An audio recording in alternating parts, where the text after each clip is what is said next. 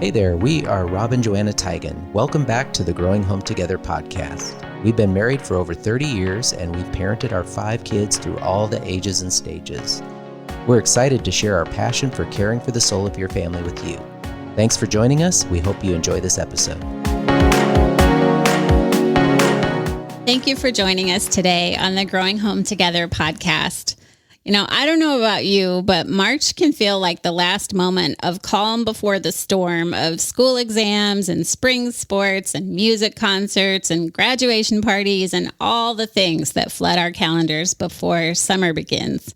And even if our days are full of really good things, we can feel tired and stressed and disconnected from God and each other. Yeah, and that's why we are so glad to have today's guest, Ginny Davidson, on the show. Ginny is a speaker, author, Bible teacher, and a homeschool mom of 3. She knows all about those feelings of overwhelm that can hijack our peace. She also discovered some powerful tools to win the battle of overwhelm in our family life. I know we're going to be encouraged and challenged today, so thank you, Ginny, for joining us on the show. Oh, thank you for having me here to share.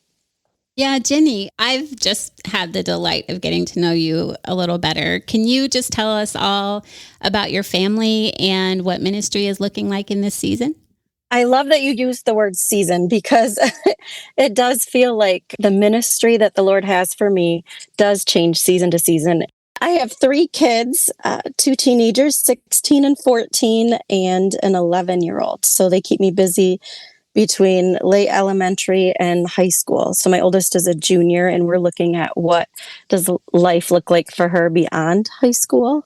So there's kind of a wide range of ages and stages. Wow, that has a lot going on for sure. Yes.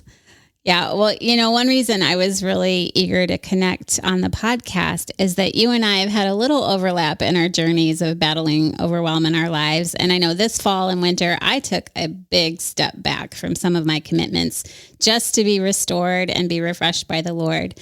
But I know you have a story to tell. Can you share how you realized that your life had become just too much and what came next from there? Well, with overwhelm, it can sneak up, right? And so it started out as being nippy with my husband or my kids, impatient. There's those outward signs, exhausted due to lack of rest, or honestly, fear taking root, starting to begin to take root again, where I was seeking control in other areas.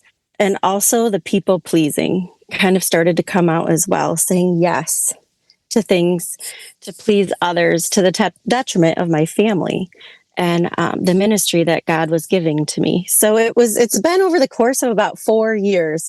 And I just am so grateful for his patience, because it was 4 years ago learning what it looks like to surrender it to the Lord and say, hey, I can't do all of this. And each year he's just been so gracious to teach me one little thing along the way. And I've been able to put that into practice.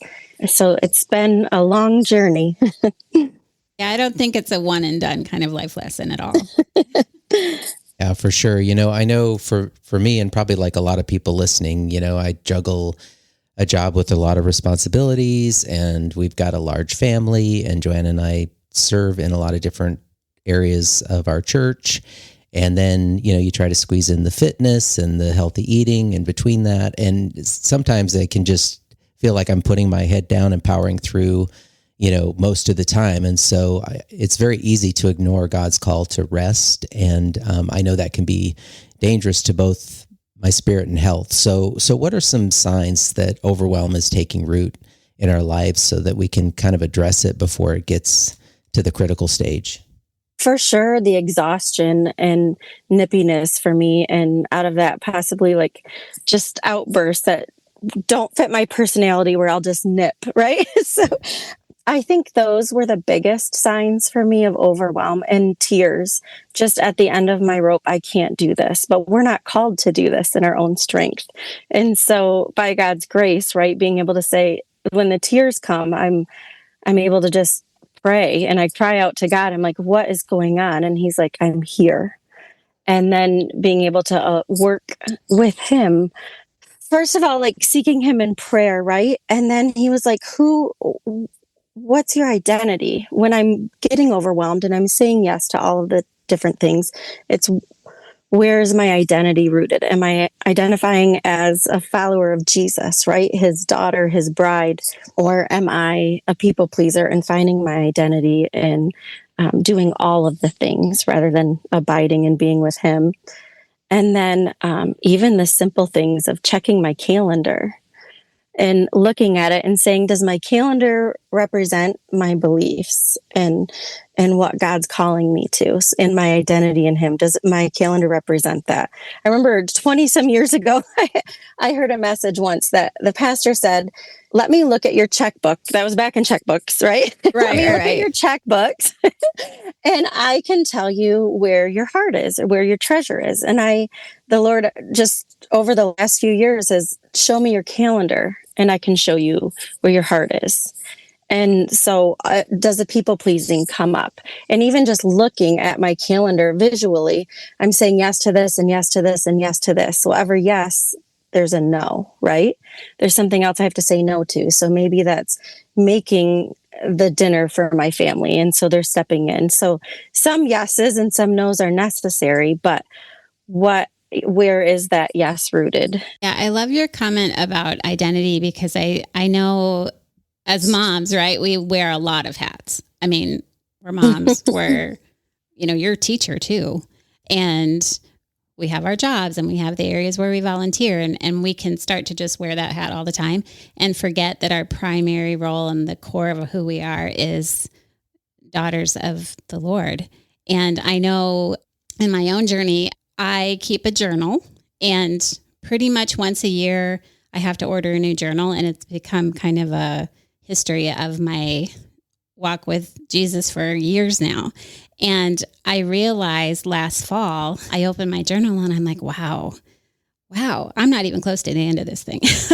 And it was physical evidence that I had not been pursuing intimacy with the Lord this past year like I normally would. And that was probably the biggest red flag waving that I had hit a point of overwhelmed because I just could not even settle myself down to just sit with him the way that I normally would. And part of what led to that is that an area that's been a really slow grow for me is my ability to say no. And you mentioned that because I love people. I love helping and I want my kids to have every opportunity out there.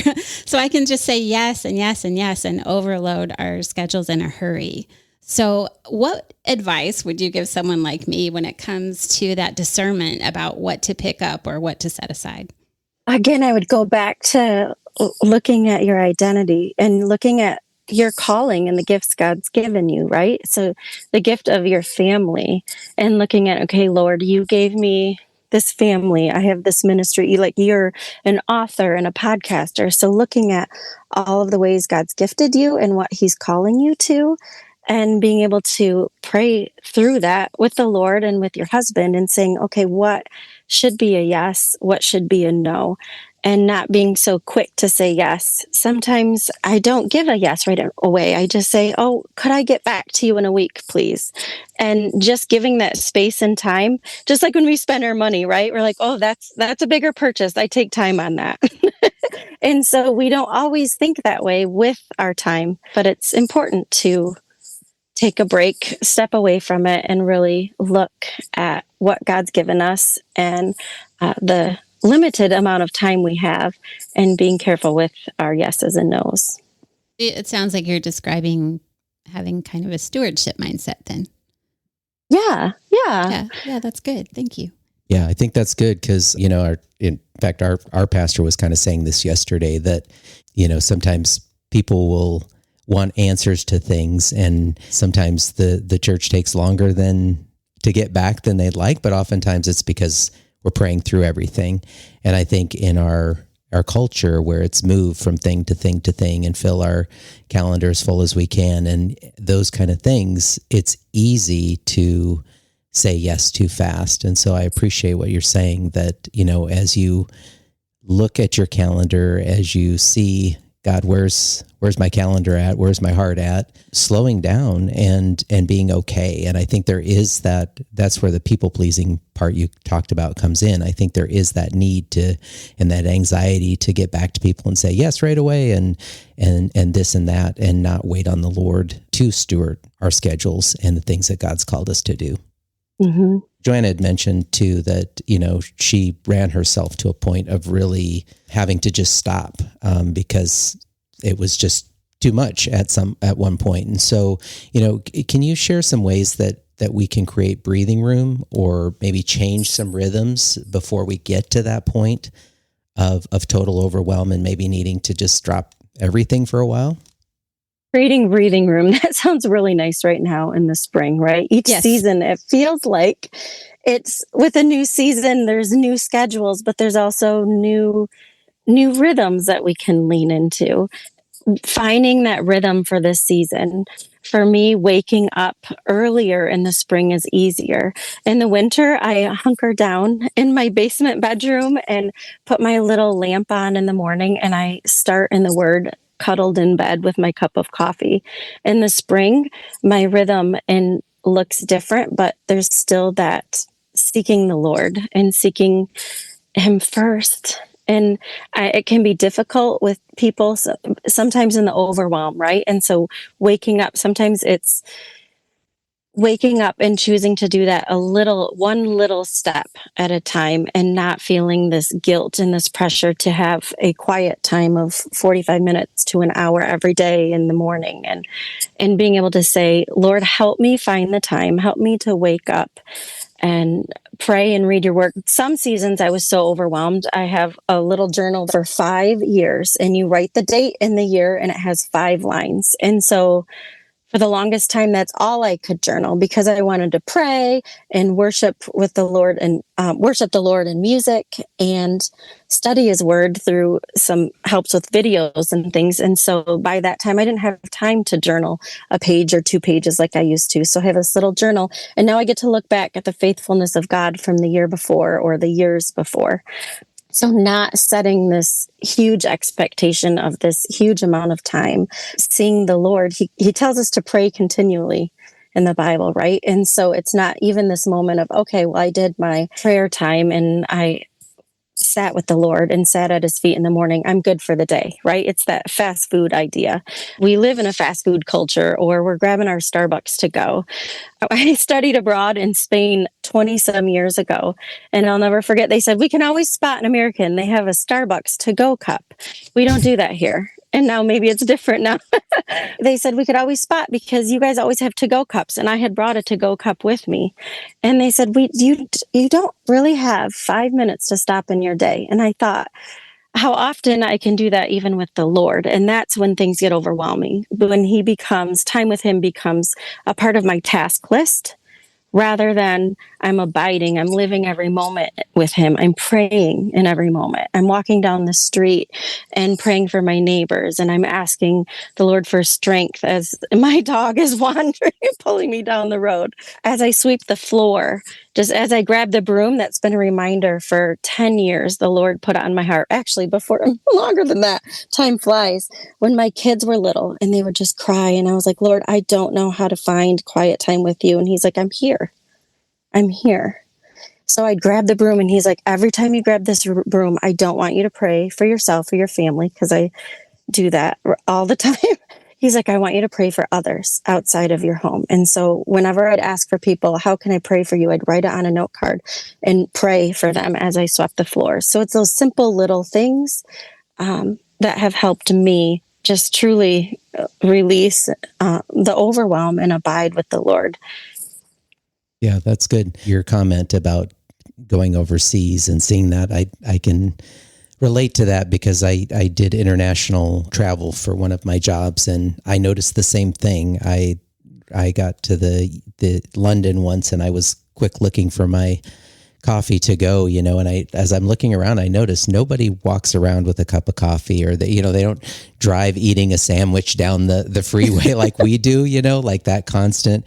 And it's like, I felt a little out of place, and so that's true. But I appreciate what you're saying, because I think it is true. Rhythms are important and all of that. But sometimes I think if we do get to that point where we feel like we're just going through the motions, then oftentimes, rather than just really sitting and hearing from the Lord and creating that space that we need, that breathing room, so to speak, we tend to just rush through it, and it actually creates more anxiety. So I think, like you said, just like we lay our calendar, sometimes we have to lay our rhythms down too, and review those as well and say, am I just doing this because I've been doing it for the last year and now, I feel that guilt to do it? Is God calling me to seek him in a different way, right, in this season too? Yeah, and I love that you brought up how spring kind of is a nice little nudge to shake those rhythms up, and your time with the Lord stays the same, but maybe the setting and all of that change, and it's refreshing. And I know for Rob and I, we always say that praying together as a couple is a really big deal, and it's part of our relationship. But there's something about spring when we can start going for walks and add that rhythm in together. And then we like to do prayer walking together. And after a long snowy winter, that it doesn't mean we weren't praying together before, but it is just refreshing. So yeah, I love that. And for a lot of us, this issue we're talking about today is not just simple time management. It kind of is more, and I know you alluded to this, a matter of the heart, because we can be so driven by fear or anxiety that says, oh, we have to keep everything under control and keep those plates spinning and aim for perfection. And when my kids were young, I really struggled with this mindset. If I don't sign them up for this activity or that class, that somehow their future success and happiness were at stake. That's a lot of pressure. Fear drove some of the choices I was making. Can you relate? And what would you have to say about that need for control that we struggle with? Oh, I can relate. I, we look at the different things that my kids are wanting to do, and my daughter would be in gymnastics, dance, soccer, all of the things, and that's just one kid. My older two are more introverted, so it's been a blessing that it hasn't been quite an issue. Until honestly, recently, my youngest one cannot be busy enough, and I've had to look at her and kind of model for her what it looks like to say no, even in our bigger family picture, and say, hey, if this is what God's calling our family to and to us to, and even mom to certain things, and you to certain things as your gifted little one, this is kind of how it needs to play out in teaching her yeses and nos, because kids pick up what we model more than what we say, right? What we live, than the words that come out of our mouth. They see that. So I hope that my kids are learning the good things. I was just talking to my daughter about that, how they pick up different things from me and different mannerisms. And I said, it's just my prayer that pick up the things of the Lord that come out of me, those habits and rhythms, I guess. Yeah. Well, I appreciate that you say that modeling, because I think that's a piece of this that's important to talk about today too, is that, our kids are in the same culture, right? I mean, they go to school and they see families running like crazy, and running from here and there and grabbing food through the fast food to get to this practice and that practice and this thing and that thing. They have that same anxiety and that same stress and those same feelings of feeling like they need to fill their calendar, or they're going to, be bored or miss out, or all those things. And so really how we listen to the Lord and how we do set those rhythms and do say no and things, our kids are watching that. Yeah, it's almost like a lifestyle discipleship, really. Yeah, because as they're watching you commit moment by moment to God's leading, I mean, like you say, that goes so much farther than just some kind of theoretical lecture, right? They're seeing it in person, and they're seeing the mom who used to be nippy, like you said. This mom now has so much more grace, and she's so much more flexible, and you have the capacity to not just react, but to be in the moment with them. I mean, that has to have just been really powerful for your kids, I can just imagine. Oh, for sure. I'm a much nicer mom, surrendered to Christ, and you can sense and they can feel the difference in the days I wake up and I'm just anxious about things. And I can look at, I just start sorting through my heart and just praying, okay, what's coming up, Lord, and show me what I need to change. And he's so gracious to do that. Yeah, and if we can't say no to things, then why should we expect them to hear our no's when they can't be in 3 or 4 or 5 or 12 sports at a time, or whatever. So yeah, as we're talking and we talk about how we fight for control of our circumstances, I think sometimes we can also find ourselves under the control of things that don't serve us well and add to those challenges that we're talking about today. Thinking especially like our devices. They just are addictive. So how have you been able to set boundaries around screens and around those things that can put us under control in the wrong way? Oh, goodness. Talk about a journey. I think that changes constantly, too, because every time I think, okay, we've got this, and then something else comes in the picture. So personally, I found myself, and I guess that would be another negative fruit of overwhelm, is I would just zone out and look on my phone on Pinterest, put up a dream board of ideas of things I'd like to do for a birthday party or whatever, or zone out with this little cake game. I don't even remember the name of it now. And I would just flip it on and just play a cake game. 10 minutes would turn into 20, that turned into an hour, and I'm staring at a little screen instead of living life. I think if you're talking to a lot of people, they the same thing happens. So for me, I deleted the game and I put a lot of different parameters on my phone and a lot of different timers. So I have 5 minutes in this app or 10 minutes in email. And so when it's up for the day, it's up. And I have to put in a little passcode and say 1 more minute, 15 minutes, and allow myself little chunks of time so I'm more mindful and I don't lose track of that. As far as a family, I have an app through our internet provider, and I have a timer set up as well. So the internet pauses on different devices throughout the day and it just stops. And so when we've reached that limit, then we have to stop and find something else to do or talk about why we might need more. Because we homeschool, we also need internet for other things. But setting up those timers actually has been a game changer in my life and in our family. Yeah, so there's probably some tools right at our fingertips that we either don't know about or haven't been able to utilize yet. So that's just a really practical word. Thank you for that. We've definitely noticed with our kiddo that when we scaled back screen time, it just is an automatic way to free up the ability to connect with each other. Because at the end of a really tired, day, I think there is that temptation to zone out like you're describing. And I think we have to say that with grace. We all get really tired. And rather than, I think, feeling that, beating ourselves up for being drawn to our devices, I think it's more just a clue we do need to allow the Lord to minister to us in that. And maybe that's kind of a shortcut where we might be missing out on something really good that he has. So we've seen that with our son. So with television, we really try to avoid TV on school nights. But when we make exceptions, it's so that we can watch something together as a family so that it does have a relational element to it. Otherwise, it's just off. Just those little choices have made a difference around here. And, I think when we're talking about slowing down or creating margin or whatever, it can seem like the focus is on what we're not going to do with our time. We're not going to watch TV. We're not going to use our phone. But the goal is to create space for things that build us up and build up our faith and build up our relationships the most. So could you kind of paint a picture for us of how some of those changes you've made have added to your life and made a difference at your house? For us, we get outside more together. Like you had said, you find those moments together as a family.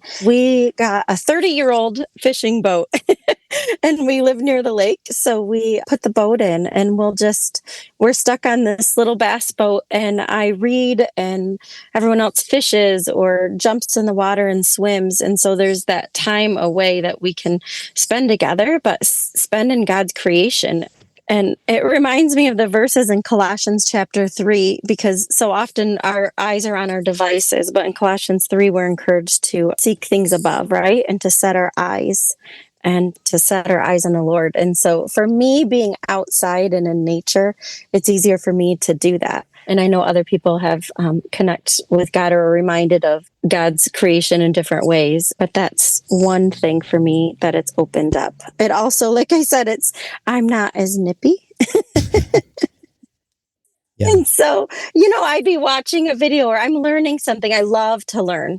For me, it also is setting a time on how much are you on this learning channel, Mom? And so I might be learning and really focused, and the kids interrupt. And I saw them as interruptions rather than blessings. Hey, Mom, will you play just a minute? So that's those stressful moments of interruptions don't happen as much when I don't have my phone with me. I don't have it in my bedroom at night. Hours before bed, I keep it upstairs. So for me, I noticed that I would let me just look at something for 10 minutes before bed. The Lord challenged me in that and just setting that aside. So for me, I don't have that in our bedroom. And that has worked out really well for me, because also first thing in the morning, my first breath isn't as I reach over for my phone anymore. And I had found myself doing that. And so my first breath rather was to the Lord, like, thank you for this day. Thank you for cold toes and Yeah. the sunshine coming in. It's easier to have those moments when we don't have the technology within reach, because I don't always have that control. If it's around me, I tend to have it and I can get distracted. So I just leave it in the kitchen and go about my day most days. Yeah, that's good. And I like the intentionality. Maybe it didn't feel like that, but you guys discerned that you like being outside and you invested in a boat, and that was a good investment for your family, because it gets you, away from the house, it gets you out in creation. And I think sometimes that's the challenge with phones too, right? Like we have an hour here or there, and it seems like a very easy way to unwind, so to speak, even though it doesn't typically end up being that. It tends to, at least for me, tends to give me more stress when I'm done with it. But so I think even just like you said, really, again, putting our thoughts into what things do refresh my soul and do refresh our soul as a family, and having those things available and investing in those things, so that when the tendency is I'm bored and the devices are easy, to have other things easily available too. Because I can't tell you how many times our kids, they want to go to a screen because it's easy, and when we challenge them to find something else, they will go find something, and they will come back generally happier, and their brains are on fire, and they're using their creativity, and they're pumped by it. But sometimes we don't think to have those things readily available to the level that screens are. Yeah, Rob, go ahead, Ginny. I'm sorry. Oh, no, I was just going to say that's so true. It does take a little bit of guiding. And I used to have a big poster and it says, Mom, I'm bored. And we just throw a whole bunch of ideas on there. And so whenever they'd say, Mom, I'm bored, I would say the phrase, and they'd all say it back with me. It's healthy to be bored. And and then I would just point to the poster and here's some ideas, but I'm not going to run through the same 50 things, but we'd make sure we had the things available for them. And sometimes it was just that reminder of, oh yeah, we do have something. Like, we have nothing to eat in the house. Well, we have full cupboards. We do have things to eat. It's not the quick fix dopamine that you want, right? So the same thing with technology. I'm bored. Well, it's healthy to be bored. Now look at the list. And so I love that you had even mentioned that you do prayer walks together. And so that reminded me when you were talking about that time without technology, you're able to do that even. Yeah, Rob, I just have to, this is so cute. Rob, out of anyone I know, has a love affair with a really clean garage. It is his favorite thing. If I lose him, he's probably in the garage cleaning it up. So what I love that you did though, Rob, is you basically handed the workbench area over to our teenager so he could just mess around and create. And he pretty much wrecked that whole side of the garage, and you let him. You're like, that's where he's going to unplug and he's going to go exercise his creativity and problem solve and hopefully not cut himself. But yeah, I like that you put your love of a clean garage, below your love for watching your son be who he is. So yeah, it's kind of some of those. In this case, it was an investment of space. But yeah, you did that with some intentionality. I know. Wasn't easy. And for me, my love is quiet. I love quiet. I don't like have music playing all the time. I just love the serenity of a quiet space. And I went in with Rob and we invested in a drum set for our son. Oh, So bye-bye quiet. But again, he's unplugged. He's becoming who he is. Yeah, we do have kind of a musical family. So it is something that we can share together. But yeah, I appreciate your inspiration with your boat. Like, let's get out there and make it happen, right? yeah, it was an investment. I tease, I would have rather had kitchen tile in the kitchen sometimes. Sure.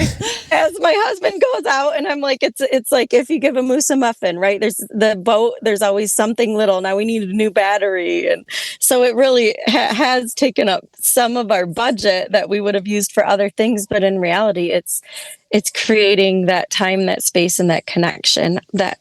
You can't put a price on it. Yeah, exactly. Yeah, for sure. And I think just as we talk through Overwhelm and all these things, so much of what we're describing reminds me of Galatians 5, where as believers, we are trying to stay in step with the Spirit and not gratify the desires of the flesh, whether that's, a quick dopamine fix with screens, whether that's the need to please people over God with our schedule and say, yes too fast.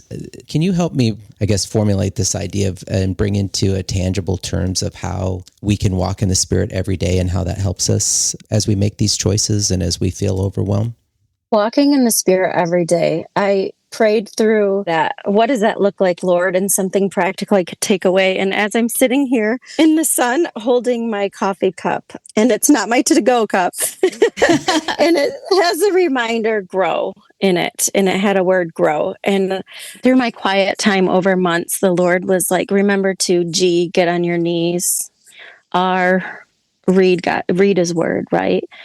O is opening my eyes to the opportunities he's given me and the gifts he's given me. And the W is sometimes I'm walking and sometimes I'm waiting, but I'm always abiding with him. And so that always abiding, we're always remaining in him throughout the day. It reminds me of my Roomba, the Roomba vacuum that you can plug in and it charges itself every day. It needs to be charged every day. And then it also needs to be hooked up to the internet in order to correctly clean your house, and it kind of navigates your house. Well, I got a knockoff Roomba 3 years ago on an Amazon Prime Day. With a homeschool budget, you wait for the knockoff on Prime Day. Absolutely, yes. And I got that and I was so excited, got it in the mail, opened it up, and I charged it. And so it charges for a few minutes, and then I hit go, and it just bumped into everything. And then I read the directions, and it said it needs to be hooked up to the internet at all times in order to move throughout your house correctly. And I continually tried to hook it up. I never could hook it up. It no longer works, but it worked for a few years, and it would just bump into everything, and it wasn't as effective. And it would just find itself in the most precarious situations, like going up and over to the edge of the stairs, almost over them, and never quite functioning the way it was meant to. And it was just in a time of prayer, the Lord was like, this is kind of how you just think, okay, I'm going to charge for a little bit for the day, and then I'm good to go. Let me go. And he's like, you need to abide, remain with me throughout the day. So now God is so much bigger than an internet connection, right? But that idea of staying constantly connected with him throughout the day, and I'm a much nicer person. And I'm reminded constantly of who I am in him, and my identity is easier to remember. So it was that acronym, the GROW, get on your knees, read his word, open our eyes, Lord, that prayer, open my eyes to opportunities you have. And then the W is walking or waiting, I'm always abiding. So that's kind of, that GROW is an acronym I've held close over the last 4 years. I love that. And I love too that God made a promise in the word that all of his children have his spirit too. And so there's been so many times where Rob or a really good friend in the Lord has been able to speak the Spirit's words to me to challenge me about maybe how I'm overinvesting somewhere, or, I've stepped out of step with the Spirit in the way that I'm overloading my schedule or whatever.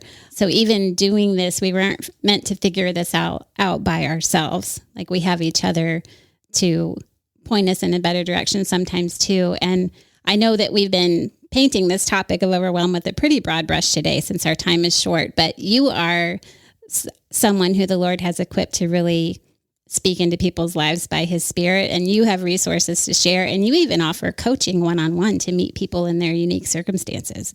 So we were hoping that you could tell us more about how our friends who are listening can connect with you and those resources that you've created. Can you tell us about that?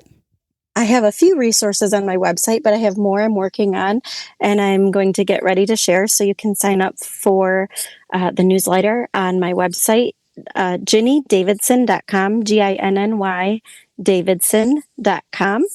And yes, I'm starting to offer one-on-one coaching. I just felt like the Lord has led me to this for years, honestly, with some encouragement of people, wise counsel. I'm stepping into that as well. So I'm speaking and teaching, but all carefully, like, Lord, what doors do you want me to walk through? Right. Right. So my calendar is carefully, I'm looking carefully at that. But yes, coaching and speaking, and just a little bit of writing, and a lot of different projects that I'm getting ready to share. Oh, that's exciting. We will make sure to put links in our show notes to all the good stuff so that everyone can go and check it out for themselves. That's fantastic. Ginny, one thing I love about you and your story is that all this time you've just simply been following God where he leads you.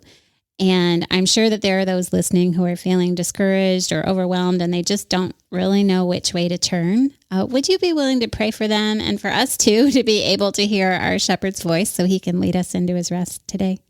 Dear Lord, I just thank you for the time you've given us to sit and be encouraged in community. I thank you that you don't call us to live this life alone, and you don't call us to live this life in our strength. I just pray that you will give us wisdom in each yes and each no. I pray that you will let each person know that's listening what their identity is, who they are in you, Jesus. I pray that you will just shower them with your love and give them your peace in the midst of overwhelm. May they release that to you and surrender it to you, Lord. And may they embrace the joy and love and peace that you offer. In your name, Jesus, we pray. Amen. Amen. Yeah, thank you so much, Jenny, for sharing with us today and just giving us some really important takeaways on how to just kind of have a fresh vision of how we can abide in Christ and take on his yoke and find his peace each day as we surrender our schedules and those days of overwhelm to him. So thank you so much. Thank you for having me. Thank you, Jenny. And thank you, friends, for joining us on the podcast today. Rob and I would love to connect with you over on our website at growinghometogether.com. You're going to find all kinds of resources to help you get in the Word as a couple, to help you connect with your kids, and to pray for all the details of life for your sons and daughters too. At Growing Home Together, we're caring for the soul of your family. And growing home together with you. Bye. Bye. Thanks for tuning in to another episode of the Growing Home Together podcast. We hope you enjoyed it and found some valuable insights to help you care for the soul of your family. Remember to check out growinghometogether.com for more resources, and stay tuned for our next episode coming your way soon.